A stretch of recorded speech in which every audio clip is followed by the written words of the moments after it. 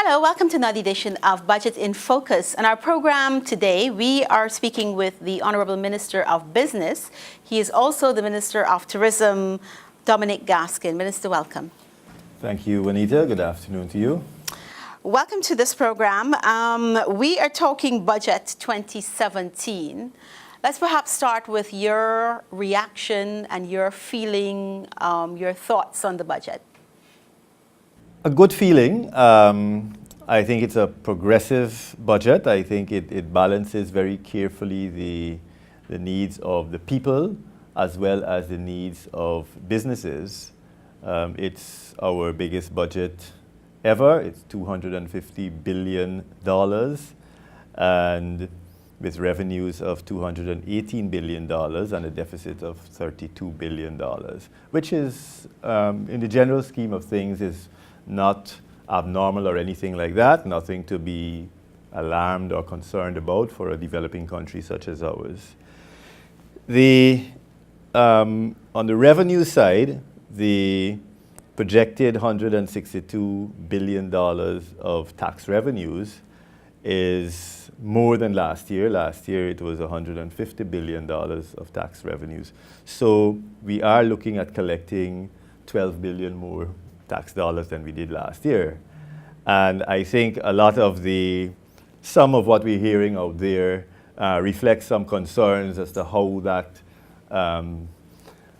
increase in tax revenues is actually collected. And I think it's always a challenge because without the tax revenues, there'll be no budget.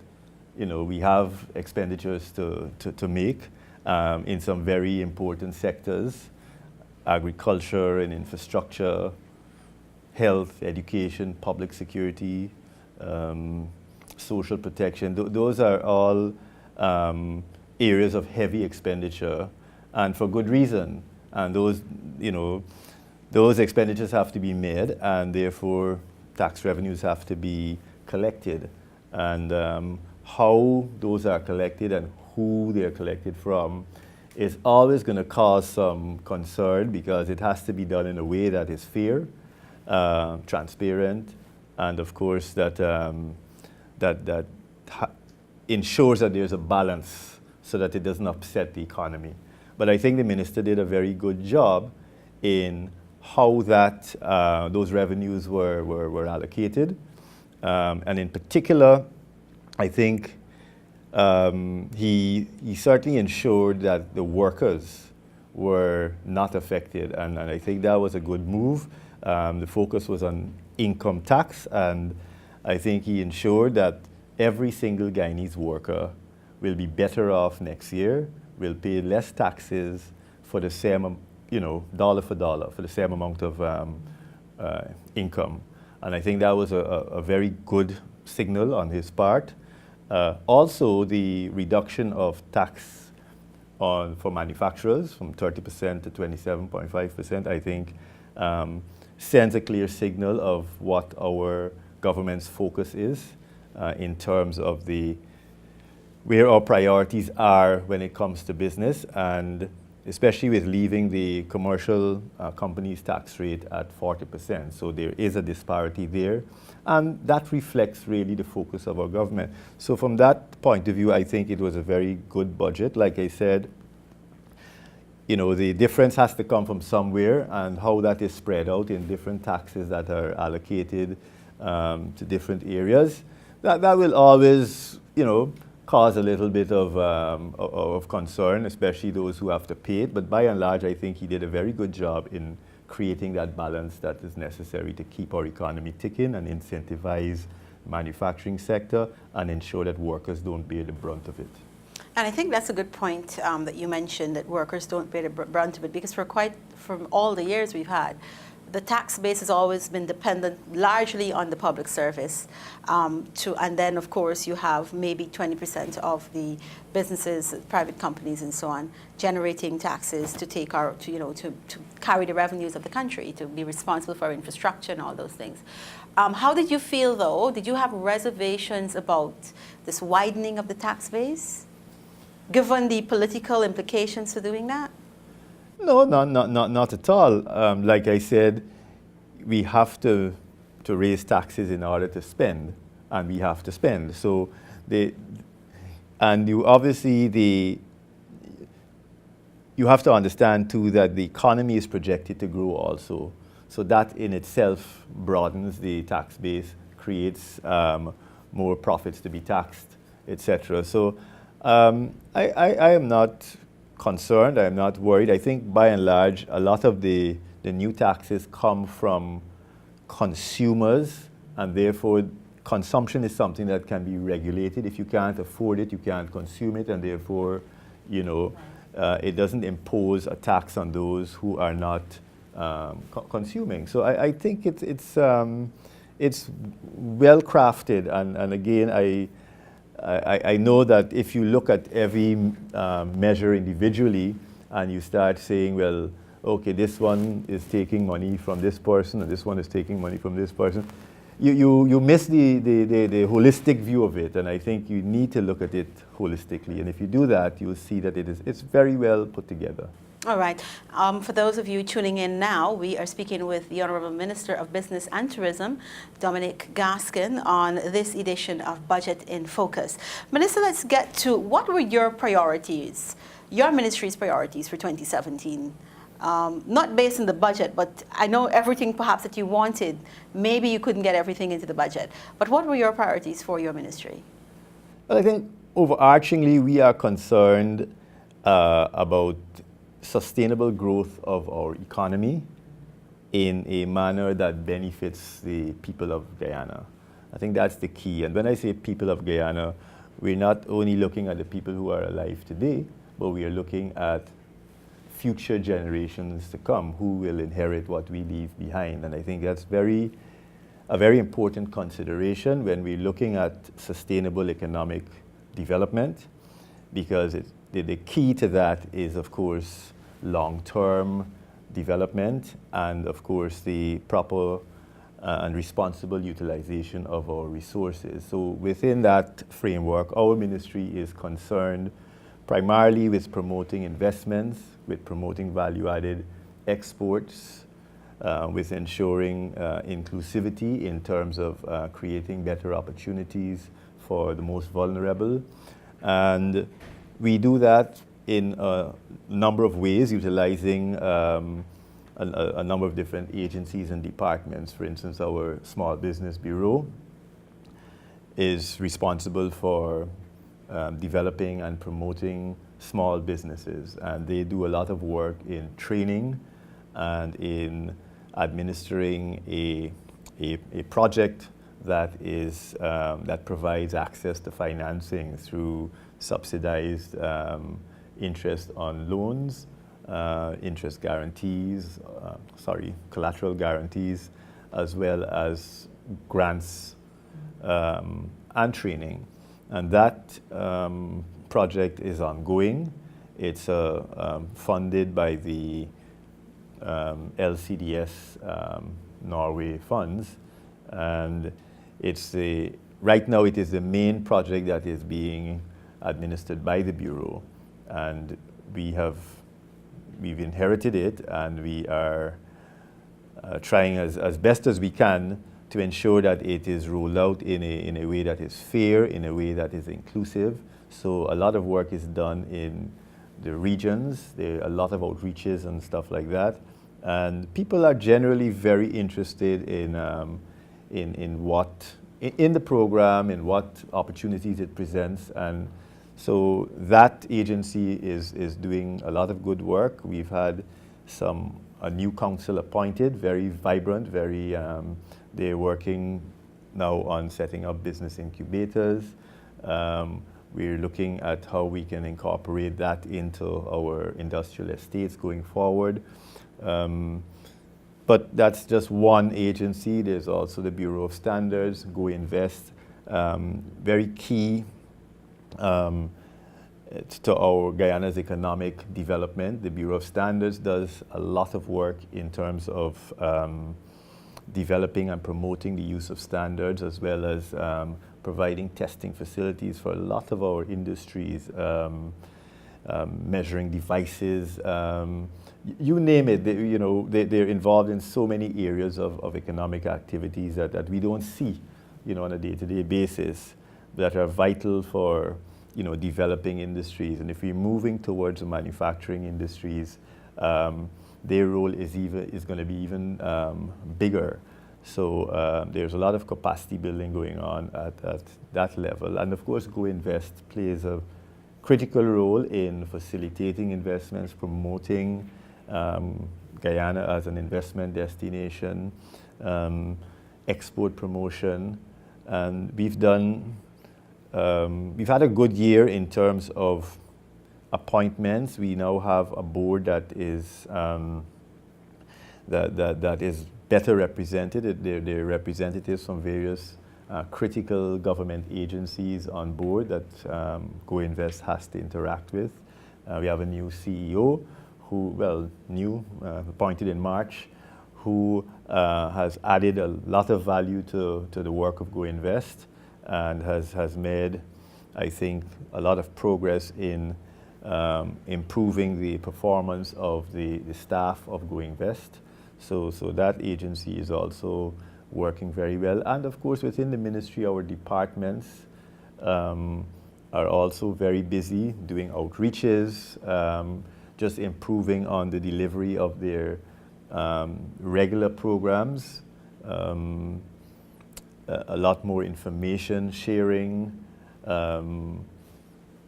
export-import licenses issued in shorter periods of time. So there's a lot going on and a lot of improvements, and I think overall 2016 was a good year for the Ministry of Business. And in addition, we've completed finally our 5-year strategic plan, which is really what informs the ministry's work going forward until 2020. So, we're ready to roll out our strategic plan, and Budget 2017 provides adequately for us to start doing that.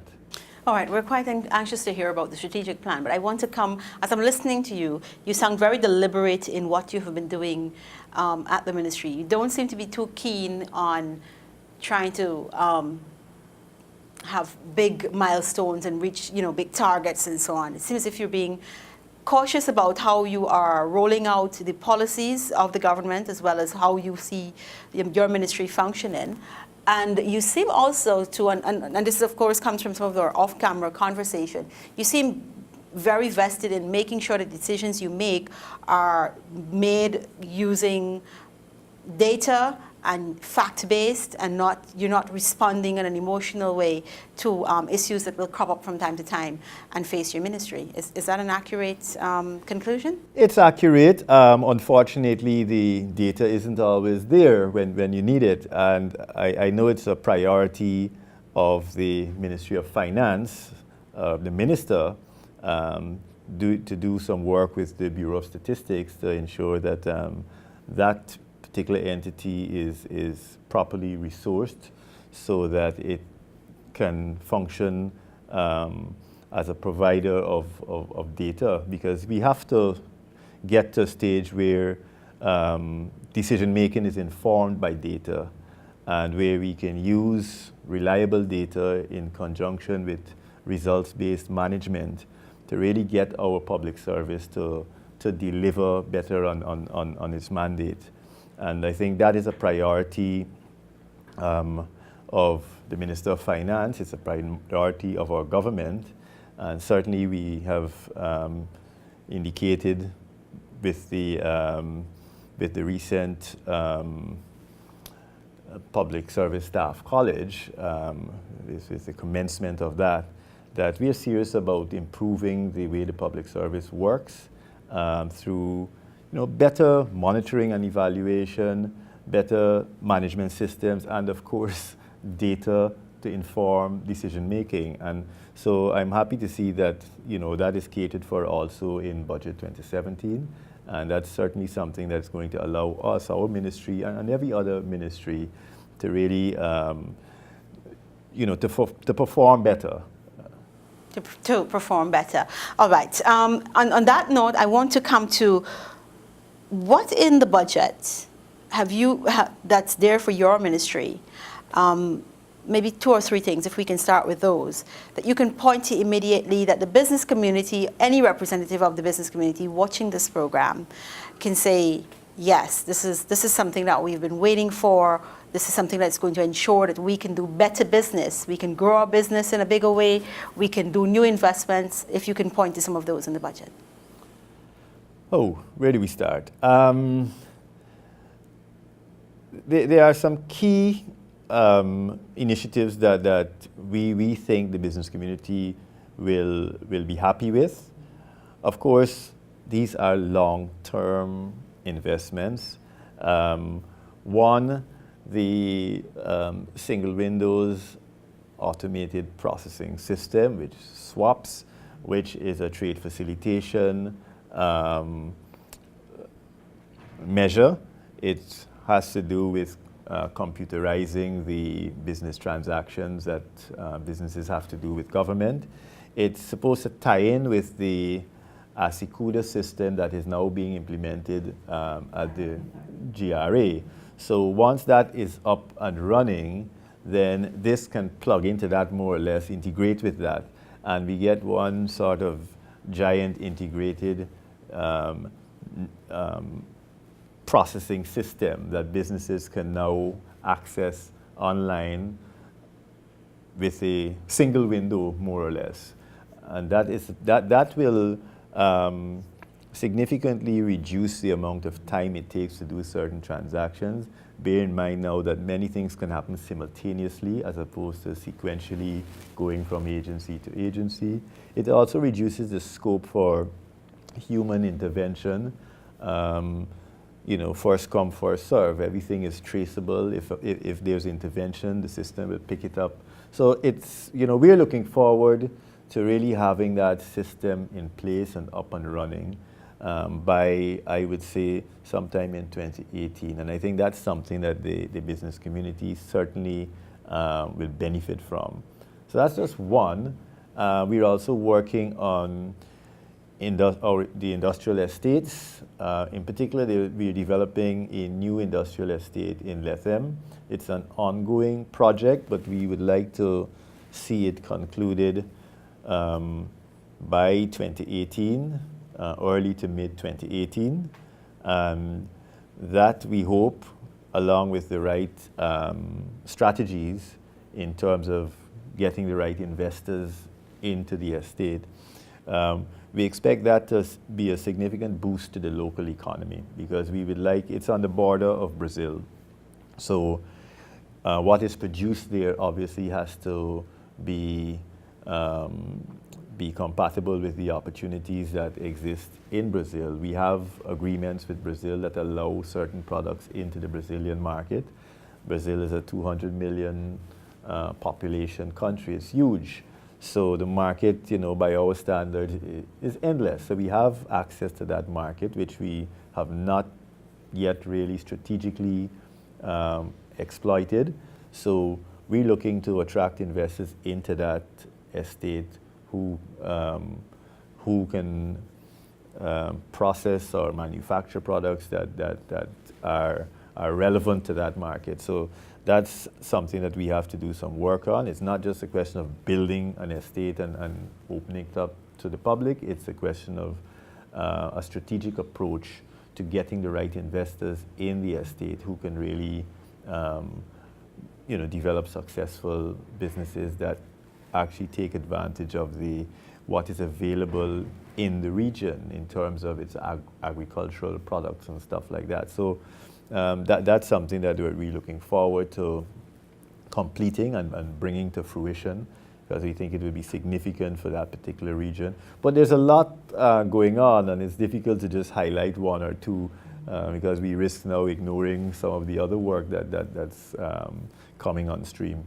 Well, I know as I'm listening to the industrial estate that you're setting up in Lethem, I was wondering if that came out of the task force that visited Lethem back, I think, it might have been June of this year, or might have been April of this year, when you led a task force into Region 9.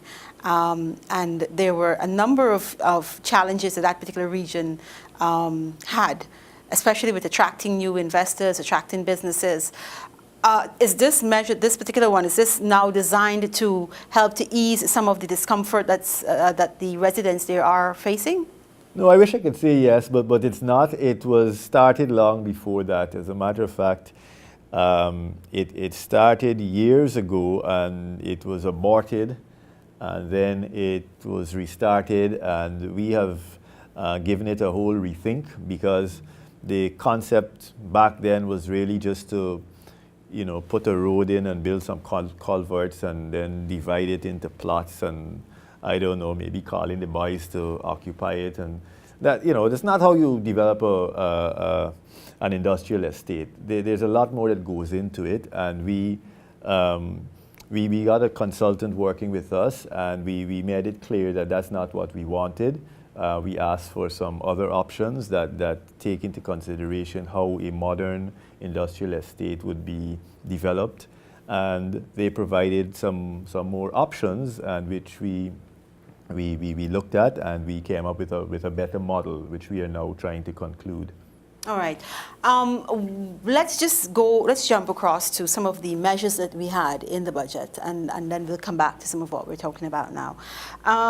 There has been, I know businesses and investors, when they come, they want things. They want tax holidays, they want tax exemptions, they want reductions on things, which I'm discovering can sort of be a drain on the Treasury, because you're losing a lot of money when you give away so many concessions and so on. It takes its toll eventually, and we're discovering that the willy-nilly handing out of concessions really can be a drain on your country's purse. How have you found the tax exemptions and so on now that are in the budget for your, and I think this is coming out directly from your ministry, which includes things like exemptions for investment in construction, water treatment plants, recycling and waste disposal facilities. Those took some thinking, I'm guessing, because they're really important at this time. They're very important, and again, it reflects what our government has been prioritizing. We have been talking about sustainable development and green economy, and there's been a lot of guessing. Well, what does this mean? What is this green economy? And I think it's starting to emerge in a way, how it's going to work. And I think businesses, investors can see now that their tax holidays, one-off tax holidays, 2 years, I think, for investments in certain types of economic activities that are generally green in nature, importation of certain types of renewable energy generating equipment, as well as investments in solid waste disposal facilities, water treatment plants, electric vehicle charging stations. I'm very excited to see how those will develop, because it's new, and everything has to sort of first get embedded in the minds of the population. But I think we're going through a stage now where this is becoming a reality. I think Guyanese now understand that our government is serious when it says by 2025, we would like to see all our electrical energy being generated from renewable sources. That's a tall order, especially if you're not serious. And we need to show Guyanese people that we are serious about that, and it's something that we can actually achieve. We've seen in Budget 2017, I think, over $1 billion being invested in renewable energy, solar farms, wind farms, and various other energy initiatives, all renewable energy. So I think we are signaling in a strong way that this is the direction. It's a green pathway that we're choosing for Guyana's economic development. All right. You also mentioned just now this business of the electric cars.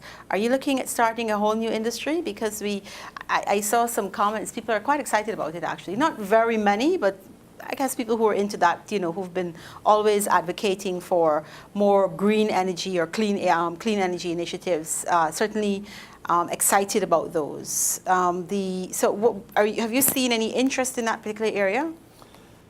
Not a lot. There have been a few proposals / discussions, but I think it's important to note that a lot of these developments are really going to be private sector driven developments.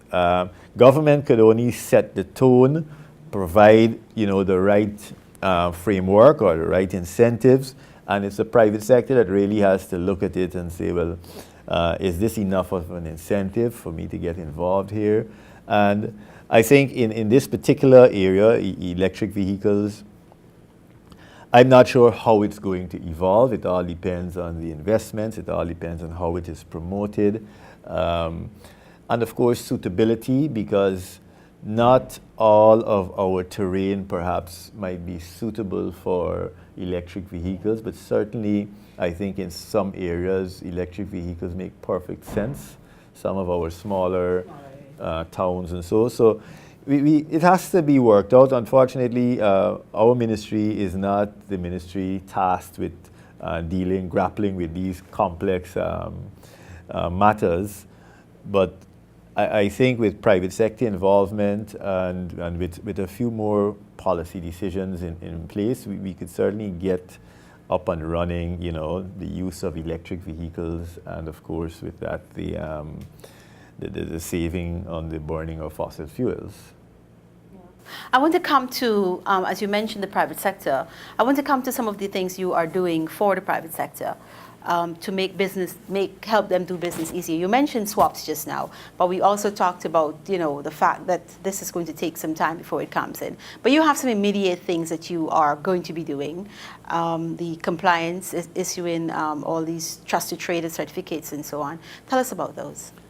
Right. Well, the compliance certificates are largely going to be issued by GRA and NIS, and those are automatic, I think, 3-month certificates that will allow that small contractors to bid for government contracts without having to get full compliance certificates, without having to do a lot of running around and so.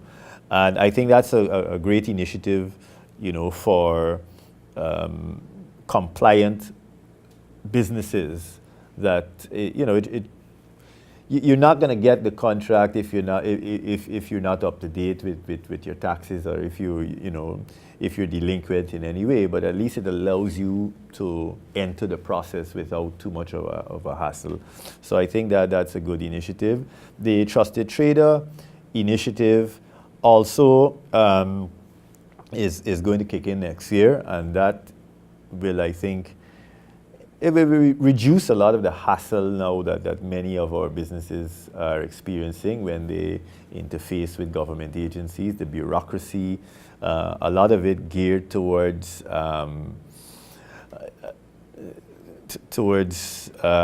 regulating and safeguarding against companies that are really non-compliant and are seeking to find ways around the system or have engaged traditionally in malpractices and so, and need to be constantly scrutinized. But there's a growing number of businesses that are established, have been operating for a long time, have no interest in circumventing the systems. They want to do what is right. They want to know what is the right thing to do, and they will do it. And they're not running and disappearing anywhere. You don't have to hold back their transaction or cause them any grief because they didn't put in the right address or something on a piece of paper. So we need to really streamline the processing of transactions between government and private sector. It happens everywhere else in the world. We need to use better systems. We need to eliminate certain processes that don't really apply, that aren't applicable to certain businesses. So the Trusted Trader program is designed to grant this status to companies that meet certain criteria, generally established with a history of compliance and reduce a lot of the hassle that they currently face when interacting with the government. And as you talk about that, I'm thinking about how many companies will be happy to hear this, because we still have some of our financial laws. They're still a little bit antiquated. You still can't do e-business really. You can't do e-invoices, you really can't do a lot of the things that are yet. You can't do it yet. So but this is where you're moving towards, so that businesses can now be able to conduct their business in a more in an easier way. And of course, when you do that, you remove you can in some ways deter corruption, remove the specter of corruption. Of course, you hope? Of course. Yes. Using electronic applications, it really reduces the scope for intervention. You have a record, you have a tracking in the system. If someone accesses the system, they leave a record. And so we have to apply technological solutions to the problems that we face in every single area. And there used to be a saying, there's an app for that. And there is a technological solution, there's an application for any problem that you have. I know the Ministry of Public Telecommunications had a hackathon a few weeks ago, and it goes to show what we can do right here. And they are bright, young, computer literate, well, more than computer literate. I didn't want to say it, but who can really solve a lot of the problems that we as a government are facing in really monitoring different situations and regulating different industries and areas. So I think it's something that we have to do some more work on, but certainly in our interactions with businesses, there is room for the use of technology to really make things work better and to avoid the corruption and so from seeping into these processes. Now, there was a bold move that 20% of the businesses, the contracts that will be awarded should come from smaller businesses. How much of well, maybe not, the word I'm looking for is not a good thing, but how important is that to how business is being done in our country? It's extremely important. It gives a lifeline to small businesses in Guyana. Government contracts amount to a significant amount of money at the end of the year, and why should some of this not be available to small businesses? Why should they not benefit from it? Why can't we provide some incentive for small businesses, registered small businesses, to participate in this procurement pipeline? So it's not as easy as it sounds, because getting back to the original point about data, there's no data that currently that measures what percentage of our public spending is spent through small businesses. We don't know that. So the first thing we need to do, obviously, is to create the data that allows us to measure what the levels are currently, some sort of baseline, and then we can work towards getting to the levels that we want, which is 20%. So that's what we're working on right now. We expect to have that up and running next year also. Of course, we have to ensure that government still gets value for money. So it's one thing to say this is what you want to do, but these small businesses also have to very quickly develop the capacity to supply government, to the standards that are required, and with the reliability that is required, and also at a price that is competitive. So it's not going to be as straightforward as it sounds, 20%, so they just get 20%. It takes a lot of work to develop a a program that can really get the job done. And we are doing it, and we expect to have this up and running by next year. When we think about procurement and of nature that we're talking about, it obviously means that NPTAB, the National Tender Board, will certainly have to look at the kinds of requirements you have if you want to attract the smaller businesses. So I'm guessing that some of these tenders that you will see now will really be geared towards small businesses, so that, because if you want cups and so on, and I have a very big business doing it, and the big business is competing just with the small man, I don't see the small man winning. So I'm guessing you're going to have to tweak all of those things so that businesses, the smaller businesses, will really be targeted. Yes, a way has to be found to provide what we call an incentive when the tenders are being evaluated, that there's some additional weighting that small businesses will get just for being a registered small business. It's currently the tender board is being they're getting new software developed to really streamline that process, and within that software we are hoping to have included a sort of a weighting and an identification of registered small businesses, so that if you have 3 bidders for a particular contract, and one of them is a small business, then that small business can get maybe an additional 5 points or something like that. So that's the approach, but of course the small businesses have to rapidly develop capacity to supply, to the right requirements. So it's not, a walk in the park. The small businesses will have to rise to the occasion, and of course that's where the training comes in, and there's a lot of training going on right now.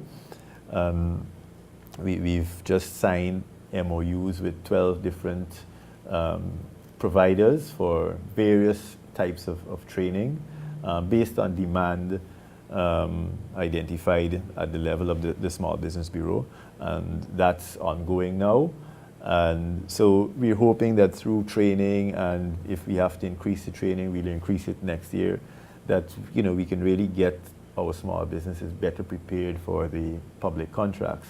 Of course, we have to do some work on identifying what kinds of procurements are the most suitable for small businesses, so that we can target the training in those areas. So there's a lot of work left to be done, but we are confident that if we stick to it, which we will, that we will see results over the next few years. And like I said, a lot of what we do in the Ministry of Business is really targeted towards achieving results over the long term. So by 2020, we're saying to the Guyanese people, you will see significant improvements in many, many aspects of doing business in Guyana. Now, on that note, just recently, Guyana moved down, or did it move up? It moved down, as in better, improved. Yeah, it got better in terms of the ease of doing business. 6 points, I think you went. 16 points, yes. Which is the highest. Probably the highest in a single year. Yes. What do you attribute that to? There were a number of interventions. One was the access to credit, because that was an area where we scored particularly badly in the previous year. And what happened this year was that the Credit Reporting Act was amended to allow for the use of the Credit Bureau, so that what it actually was that the banks are now mandated to utilize the services of the Credit Bureau, mm-hmm. which means that the risk to the banks or the lenders is now reduced because they have access to a credit report. They're also mandated to provide information to the Credit Bureau by that provision of the Act. So that in itself has created a significant improvement in one particular indicator in the Doing Business report. So that scored quite a few points. Additionally, the provision of electricity, access to electricity, that's another area where there were improvements. And I know we had a bad patch last month that would lead you to believe that well, All the gains you've made have just been this couldn't be real, but right. indeed there were improvements in access to electricity. And the other area was in transparency. A lot more information relevant to businesses is now up on websites. Guyana Lands and Surveys, I think they were one of the institutions that that provided now a lot more information that was surveyed in the report. So those are some of the areas. You know, this whole issue of the doing business reforms, there are many specific indicators that are actually surveyed and reported on and scored. And those are the, you know, we have disaggregated it, and we're just one by one looking at measures at, you know, improving our performance in these in specific indicators. So there's a lot that we still have to do.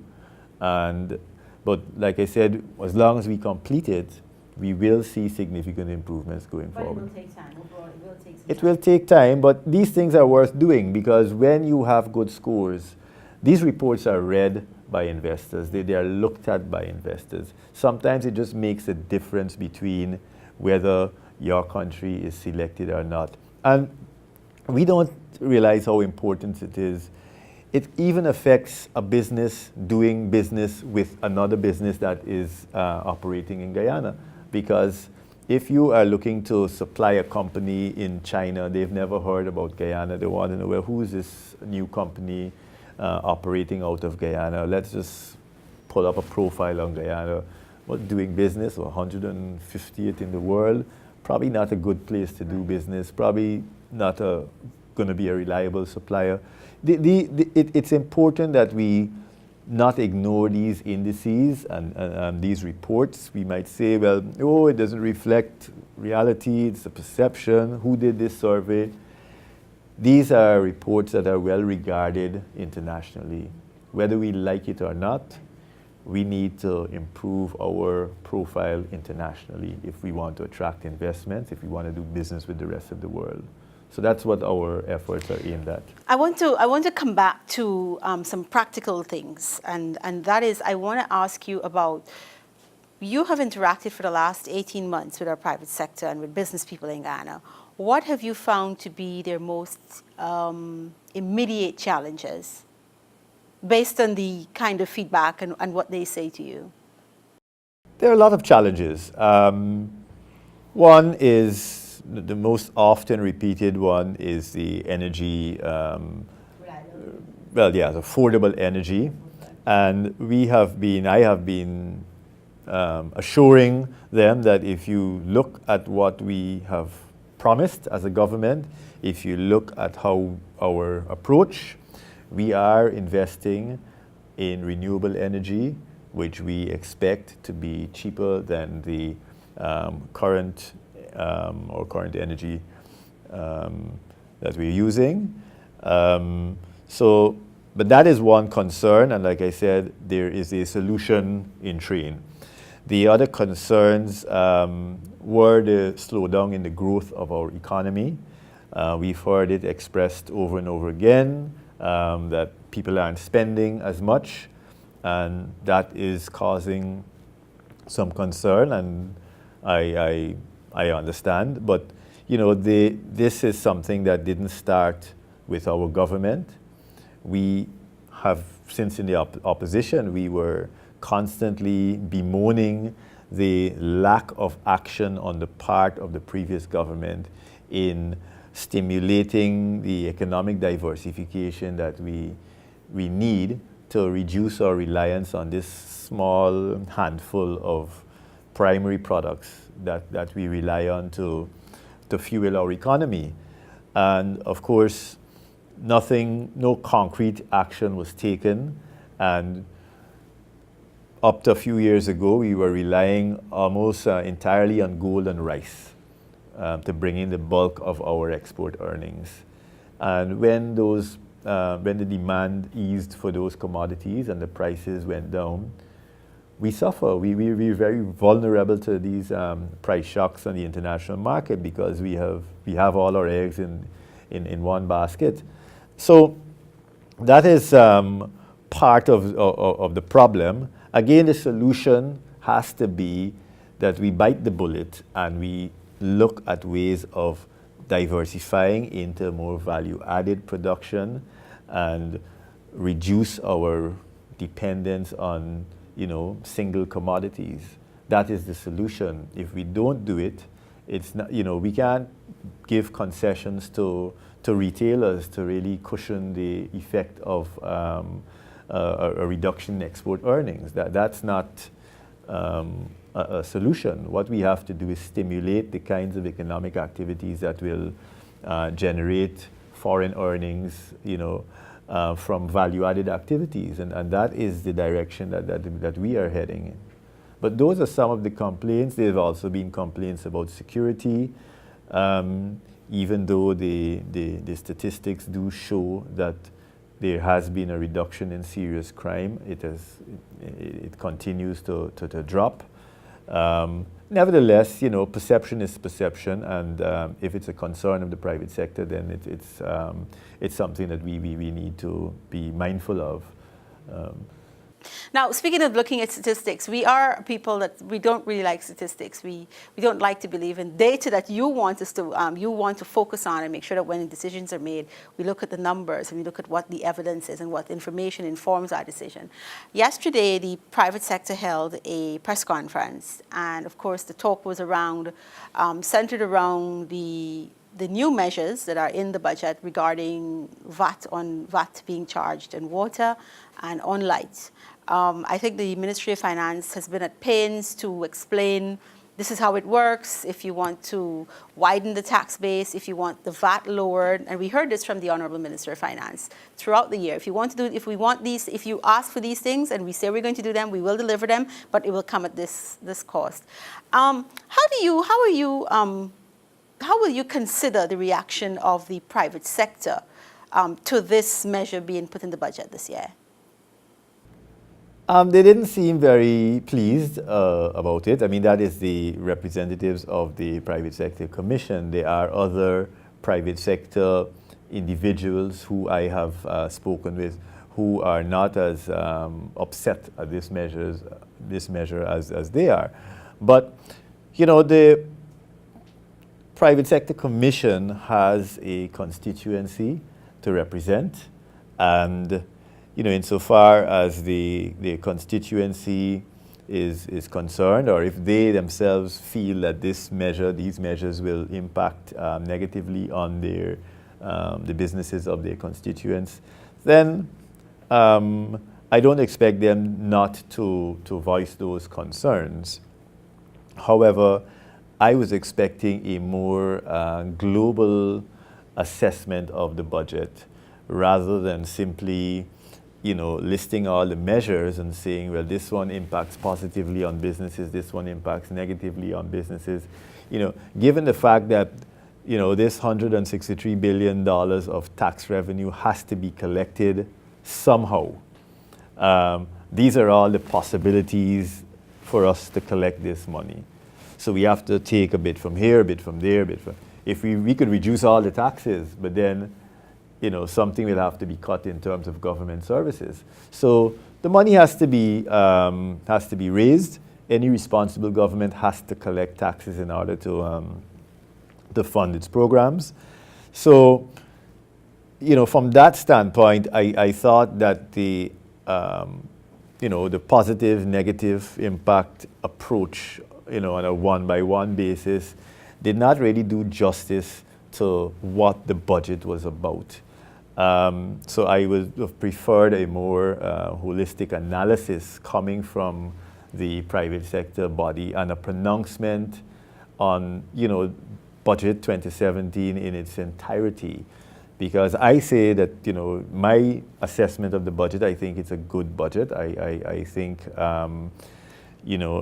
it addresses the needs of the people, and it addresses the needs of businesses. I don't think businesses have anything to complain about in this budget overall. So, and I think the crux of the matter is that we need to grow this economy. That is what we must all target. If we get the economic growth that we're looking for, then, you know, it increases the fiscal space. And then there's room for, okay, so you're paying more taxes, but you're making more profits. And I think that is where we need to go with this. We need to find ways to stimulate our economy and to increase investments. And, you know, the good news is that there's a lot of interest in Guyana right now. Guyana is receiving a lot of attention.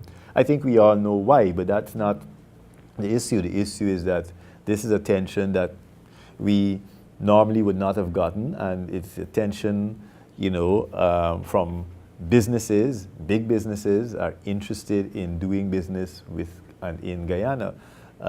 This is something that we have to react to and respond to. And right now, like I said, I think in the years going forward, we are going to see increased investments in Guyana. And certainly that will go hand in hand with economic expansion and the expansion of that fiscal space that needs to grow if we want to be able to get to a point where we can reduce, you know, the percentage of taxes on businesses and on income. But we're not there yet, and therefore we have to, you know, everybody has to contribute to, you know, to our revenue base.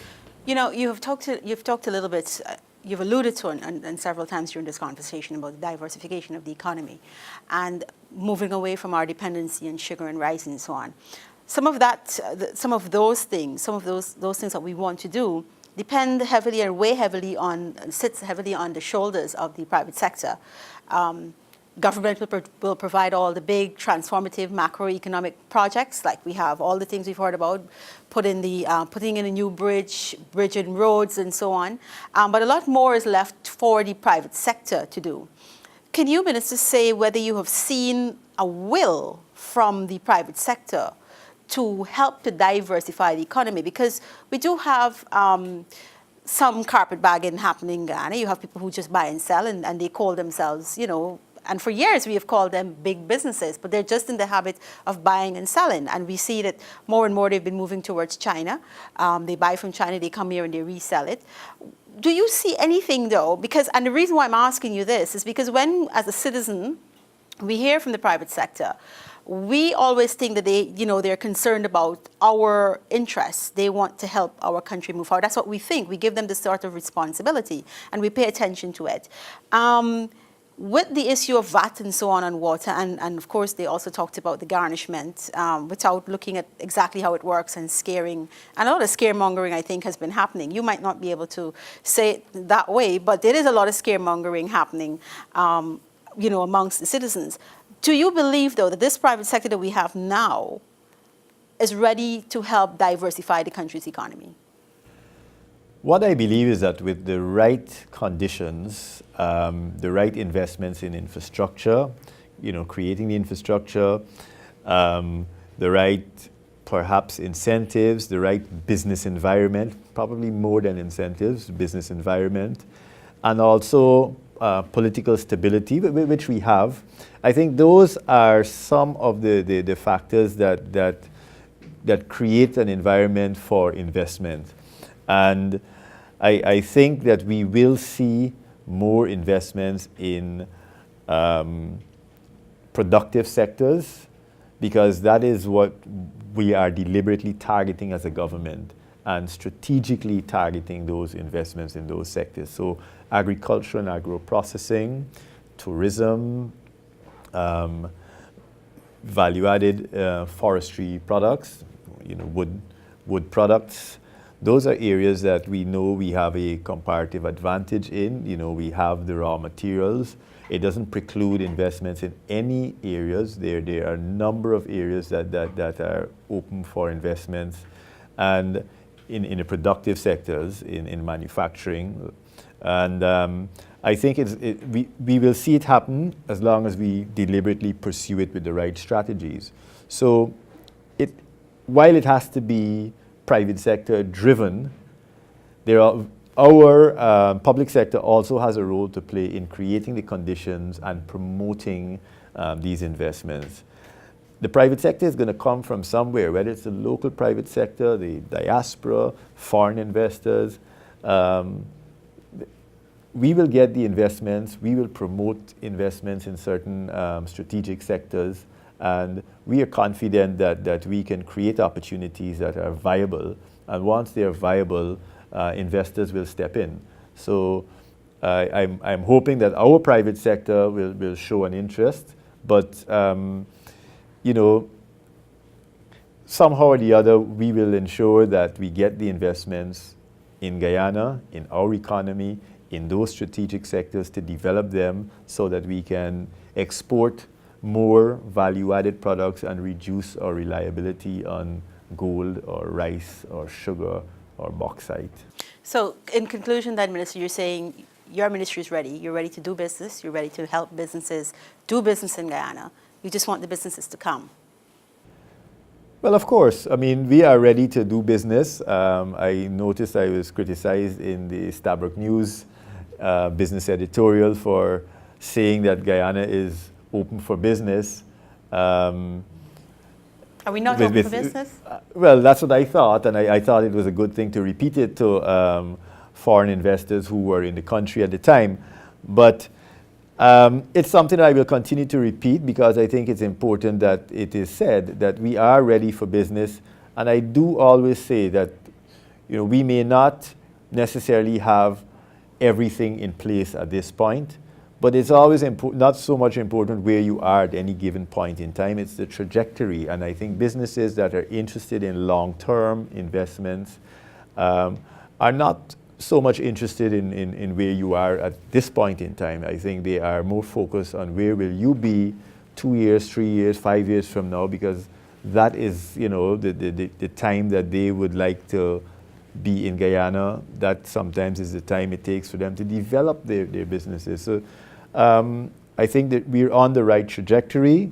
We are working strategically and deliberately to make Guyana a good place to do business, a profitable place to do business. And it's not something that we are prepared to abandon or to give up. And if I have to repeat it everywhere I go, and if anyone is tired of hearing it, I'm sorry, but this is something that we are committed to as a government. All right, and you're going to repeat it one more time before we wrap our program, which is? Yeah, Guyana is ready for business, Guyana is open for business, and Guyana means business. Thank you very much, Minister Gaskin. That's our program for now. That's our edition of Budget in Focus. Join us next time for another edition. My name is Juanita Huber, and on behalf of the technical team, we wish you all the best, and we'll see you next time. So long.